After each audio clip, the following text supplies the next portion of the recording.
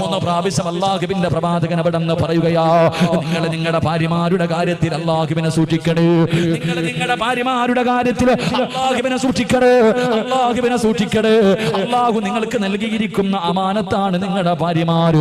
നാളെ പടച്ചുറപ്പിന്റെ പരലോകത്തേക്ക് കടന്നു ചെല്ലുമ്പോ ഓരോ ഭർത്താവിനോട് തന്റെ ഭാര്യയെ കുറിച്ച് വിചാരണ ചെയ്യുമെന്ന് നബി മുഹമ്മദ് മുസ്തഫ സല്ലല്ലാഹു അലൈഹി വസല്ലമ തങ്ങൾ പറയുമ്പോ, പടന്നയിലെ ചെറുപ്പക്കാരാ, നാളെ പടച്ചുറപ്പിന്റെ പരലോകത്തേക്ക് കടന്നു ചെല്ലുമ്പോ നിന്നെ കുറിച്ച് മാത്രമല്ല ചോദിക്കുന്നത്, നിന്റെ ഭാര്യയെ കുറിച്ചും അല്ലാഹു ചോദിക്കുകയാണ്.